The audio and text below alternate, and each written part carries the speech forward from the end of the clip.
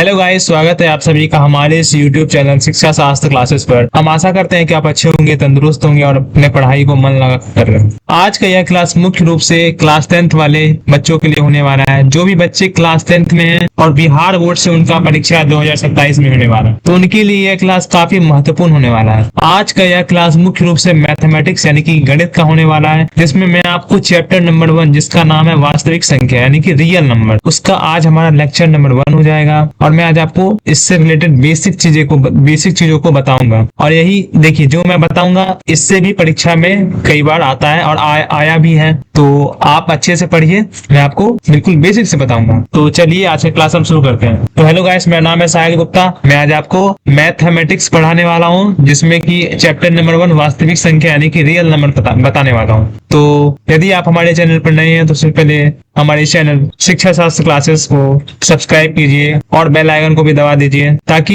जितने भी यहाँ पे क्लासेस हों उनके नोटिफिकेशन आपके मोबाइल फोन में चला जाए। तो चलिए ऐसे क्लास हम शुरू करते हैं। आज का हमारा मोटिवेशनल लाइन, खुद को इतना बदल दो कि दुनिया हैरान हो जाए। सही भी है। आप यदि जो इंसान आपसे मतलब एक्सपेक्ट करता है कि वो कुछ कर ही नहीं पाएगा, आप उसे इतना करके दिखा दीजिए कि वो हैरान हो जाए कि आप भी कर सकते हैं। तो चलिए अब अपने टॉपिक की ओर बढ़ते हैं। तो देखिए, ये हमारा टॉपिक हो जाएगा। आज का चैप्टर हमारा हो जाएगा चैप्टर नंबर 1 वास्तविक संख्या रियल नंबर। तो सबसे पहले हम वास्तविक संख्या को समझेंगे। अच्छा, इससे एक मिनट रुक जाइए। हाँ, ये डाला गया है। पहले मैं आपको बताता हूँ कि देखिए संख्या, पहले आपको हम डिजिट के बारे में बताएं। डिजिट आखिर होता क्या है? देखिए मैं आपको बताता हूँ कि 0 से लेकर 9 तक की जो अंक होती है ना, उसे हम लोग डिजिट कहते हैं। 9 तक की जो संख्या होती है, सॉरी अंक होती है, उसे हम लोग डिजिट कहते हैं। आप जैसे कोई भी संख्या लिखिए, 210 मान लीजिए लिखिए आप, ठीक है। तो इसमें कितने डिजिट है? तो आप कहेंगे एक डिजिट हो गया, ये 2, एक डिजिट 1 हो जाएगा और एक डिजिट 0, यानी कि इसमें कुल 3 डिजिट है, ठीक है। और यदि आपसे कहेंगे 210 को क्या है, संख्या है, अंक है, तो बोलेंगे देखिए एक संख्या भी है। कितनी संख्या है? तो ये एक संख्या है। संख्या देखिए, जब डिजिट का जब जोड़ देते हैं ना, और एक कह सकते हैं वह मान बन जाता है ना, वैल्यू बन जाता है, उसे हम लोग संख्या कहते हैं। और देखिए जब वो अलग अलग, जैसे देखिए 2 अलग हो गया, 1 अलग हो गया और 0, ये क्या है? ये अंक है। तो आप इसे याद रखिएगा, 0 से 9 जो होते हैं ना, उसे हम लोग अंक कहते हैं, यूनिट कहते हैं, ठीक है। और देखिए यहाँ पे लिखा क्या, 1 मिनट रुक जाइएगा। तो मैं ऐसा करता हूँ, आपने अंक को समझा कि अगर अंक होता क्या है, तो मैंने आपको बताया 0 से 9 जो होती है उसे हम लोग अंक कहते हैं। और संख्या, जब अंक को जब मिला देते हैं और वो कोई वैल्यू देता है, कोई संख्या का मान देता है, तो वह अंक बन जाता है, संख्या बन जाता है, ठीक है। 9 संख्या भी है और अंक भी है। क्यों? क्योंकि एक वैल्यू भी दे रही है। 0 से जो 9 होती है वह संख्या भी है और वैल्यू भी है। लेकिन जैसे आप लिखते हैं 10, देखिए जैसे आपने लिखा 10, तो एक जो आया यहाँ पे वो 0 से 9 के बीच में आता है। तो ये क्या है? ये अंक है। और 0 तो 0 और 9 के मतलब बीच में भी आएगा 0, यानी ये क्या है? ये भी एक अंक है, ठीक है। तो हम कह सकते हैं कि जो 10 होगा ना, वो एक संख्या होगा, ठीक है। आप लोग आशा करते हैं आपने समझ गए होंगे। अब देखिए संख्या, आप संख्या को मुख्य रूप से हम लोग 2 भागों में बांटते हैं। एक होता है वास्तविक संख्या और एक होता है काल्पनिक संख्या। वास्तविक संख्या जिसे हम संख्या रेखा पर दर्शा सकते हैं, आपने सुना होगा। देखिए ये संख्या रेखा होता है,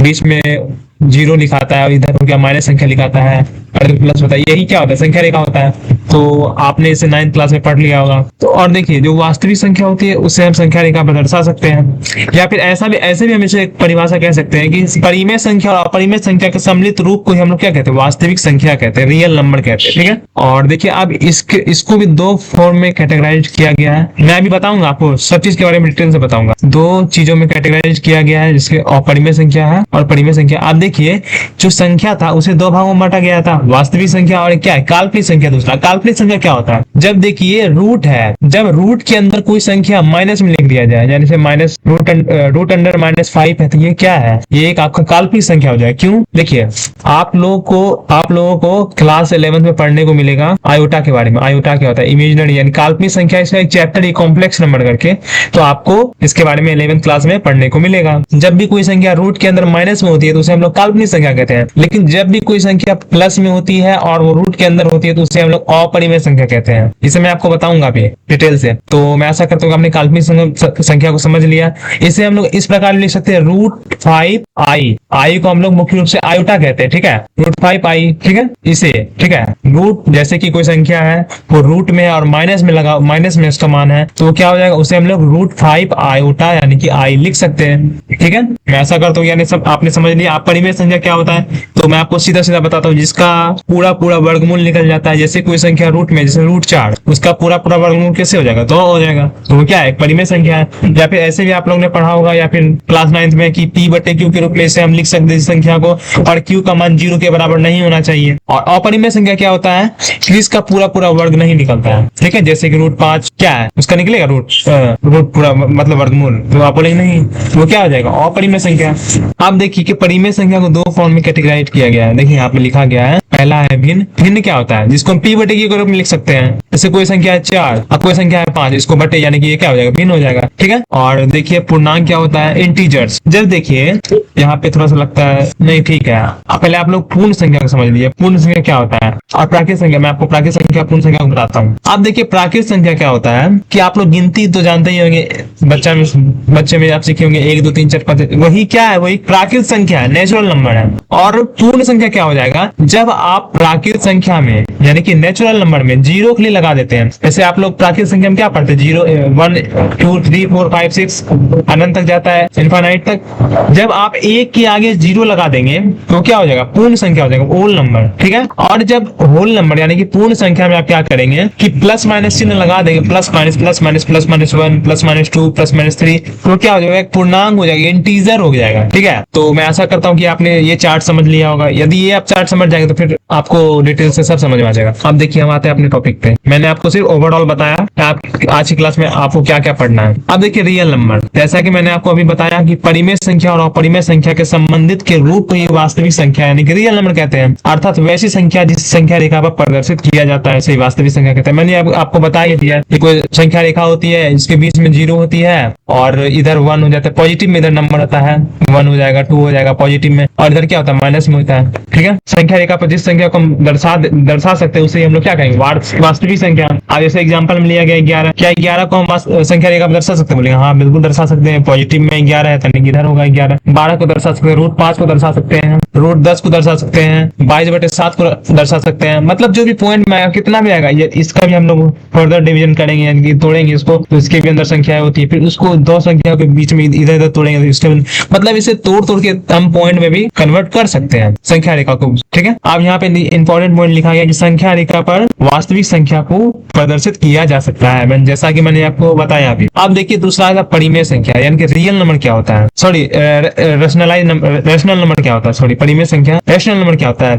तो मैंने अभी आपको बताया जिस संख्या को p/q के रूप में लिखा जा सकता है और q जो होगा उसका मान 0 के बराबर नहीं होना चाहिए, उसे हम लोग क्या कहेंगे, परिमेय संख्या कहेंगे। या फिर मैंने आपको ऐसा भी कहा कि जिस संख्या को के ऊपर और नीचे दोनों जगह पूर्णांक होता है, पूर्णांक बोले तो इंटीजर, और क्या होता है कि नीचे में कभी पूर्ण संख्या नीचे में जो पूर्ण संख्या होगी वो कभी भी 0 के बराबर नहीं होगी, उसे ही हम लोग क्या कहेंगे, परिमेय संख्या कहेंगे, ठीक है। पूर्णांक जैसे देखिए कोई संख्या है, ठीक है, 1/2 मान लीजिए, तो ये भी तो p/q के रूप में है, ठीक है, ये भी क्या है, p/q के रूप में है। और देखिए 0 के बराबर नहीं है ना नीचे का संख्या, यानी कि परिमेय संख्या है, ठीक है। आशा करते हैं आप समझ गए होंगे। और देखिए यहाँ पे लिखा गया है कि अथवा करके और एक परिभाषा है कि जिस संख्या का पूरा वर्गमूल निकल जाता है उसे हम लोग परिमेय संख्या, मैंने आपको बताया अभी। आप अच्छा एक बात बताइए, आप लोग कमेंट बॉक्स में बताइएगा कि 0/1 और 1/0 का मतलब क्या होता है, आप बताइएगा कमेंट बॉक्स में कमेंट करके, यदि आपको पता है। नहीं तो मैं आपको अगले वीडियो में इससे आंसर बताऊंगा। जिसका पूरा वर्गमूल निकलता है उसे हम लोग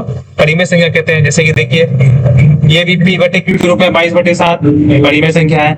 आप कहिएगा कि 0.5 कैसे परिमेय संख्या है, देखिए 0 इस प्रकार परिमेय संख्या है, क्योंकि आप देखिए जब पॉइंट आप उड़ाते हैं तो नीचे क्या आता है, 10 जितने संख्या होते हैं उसके बाद एक पॉइंट लगता है। आप इसे काटिएगा 1/2, 5 दूनी 10 यानी कि 1/2, ये क्या है, आप ही बताइए क्या है, p/q की फॉर्म में, यानी कि ये क्या है, परिमेय संख्या है।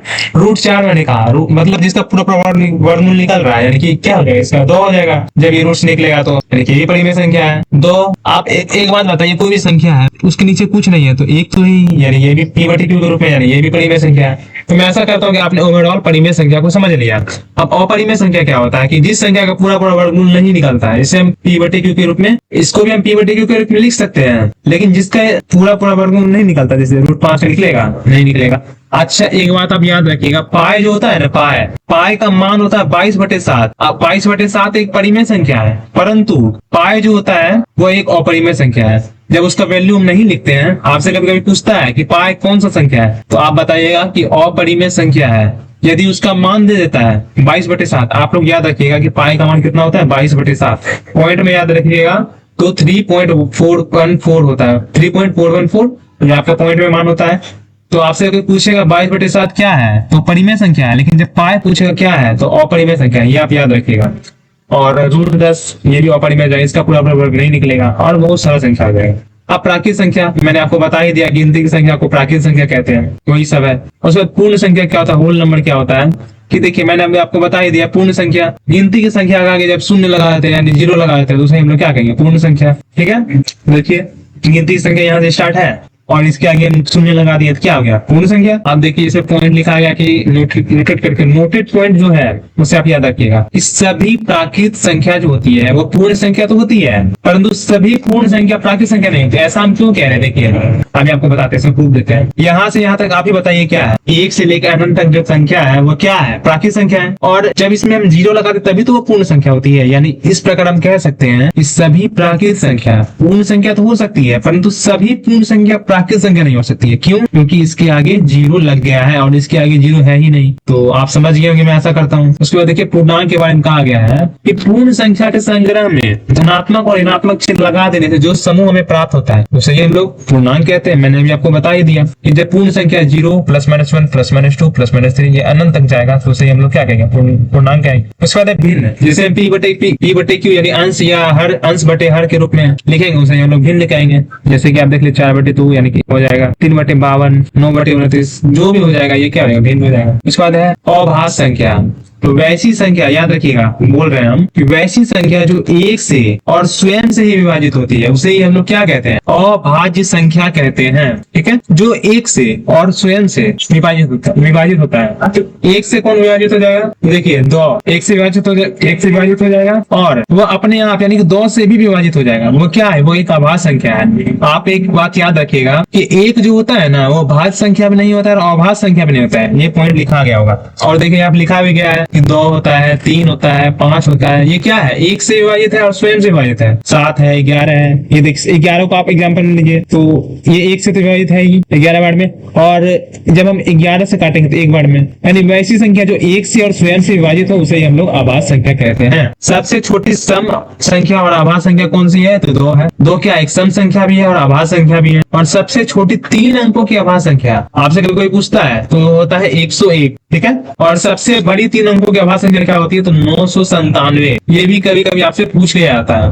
तो आप इसे याद रखिएगा। और कभी कभी आपसे पूछेगा कोई भी कि बताइए 1 से लेकर 50 तक में कितनी अभाज्य संख्या है, तो 15 है। 1 से 100 तक में कितनी है, 25 है। 1 से 200 तक में कितनी है, तो 46 है। 1 से 500 तक में कितनी अभाज्य संख्या है, तो 95 है। और 1 से लेकर 1000 तक में कितनी अभाज्य संख्या है, तो 168 है। ठीक है, मैं ऐसा करता हूँ कि आपने समझ लिया होगा। अब देखिए यहाँ पे लिखा गया है कि अभाज्य संख्या को हम लोग रूट संख्या भी कहते हैं। कहीं कहीं आपको रूट संख्या दे देगा तो आप लोग घबराइएगा नहीं कि हम नहीं जानते हैं। अभाज्य संख्या का ही दूसरा नाम है रूट संख्या। ठीक है, बचपन में किसी का होता है 2-2 नाम रख दिया जाता है, ठीक उसी प्रकार इसका भी 2-2 नाम है, रूट संख्या भी है। ठीक है, उनमें से अब आते हैं हम लोग भाज्य संख्या क्या होता है, कॉम्प्लेक्स नंबर क्या होता है। ठीक है, तो वैसी संख्या जो 1 से कट जाए, स्वयं से भी कट जाए और अन्य किसी भी संख्या से विभाजित हो जाए उसे ही हम लोग क्या कहते हैं, भाज्य संख्या। आप देखिए जैसे 4 को लीजिए। ठीक है, अच्छा आप 2 को लीजिए एग्जाम, आप बोलिएगा 2 काहे नहीं होगा भाज्य संख्या, ऐसे कि देखिए 2 1 से कटेगा, बोलेगा हाँ कटेगा।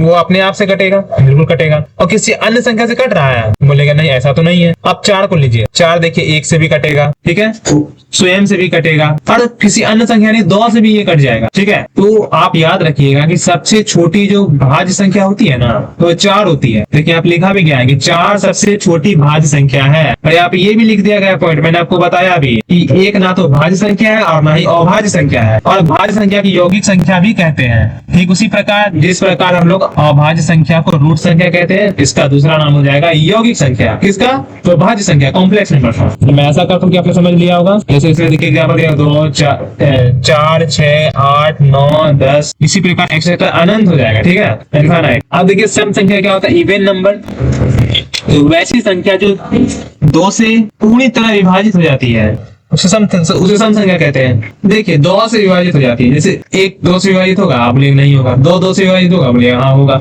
3 होगा नहीं होगा, 4 होगा हाँ होगा, यानी कि 2 4 6 8 10 ऐसे करते करते अनंत तक इनफाइनाइट तक जो संख्या होगी उसे हम लोग सम संख्या यानी कि इवन नंबर कहेंगे। इसका दिया होगा एग्जाम्पल, देखिए यहाँ दिया गया है, देखिए लिखा गया है ना 0 2 4 6 8, ठीक है, ऐसे करते करते अनंत तक यानी कि इनफाइनाइट तक क्या हो जाएगा, हमारा सम संख्या यानी कि इवन नंबर हो जाएगा, ठीक है। अब देखिए विषम संख्या जो 2 से पूरा पूरा विभाजित नहीं हो उसे हम लोग विषम संख्या कहते हैं। अब लिखा गया वैसी संख्या जो 2 से पूरी तरह विभाजित नहीं होता उसे विषम संख्या कहते हैं। जैसे कि 1 सॉरी यहाँ पे 2 नहीं 0 नहीं होगा, ठीक है, गलती से लिखा गया है, 3 5 7 ऐसे करते करते अनंत से, ठीक है, 1 2 से विभाजित नहीं होगा, 3 2 से विभाजित नहीं होगा, 5 2 से विभाजित नहीं होगा, 7 2 से विभाजित नहीं होगा, ठीक है। तो मैं आशा करता हूँ कि आपने सम संख्या विषम संख्या को भी समझ लिया। अब देखिए कुछ इंपॉर्टेंट प्रॉपर्टीज है, ठीक है, आप इन्हें याद रखिएगा। तो देखिए जब आप कोई सम संख्या में सम संख्या को ही घटाते हैं, कोई दूसरी सम संख्या को घटाते हैं, आपको इवन नंबर यानी कि सम संख्या ही प्राप्त होगा। जैसे एग्जांपल लीजिए, ये सम संख्या के लिए केस है और ये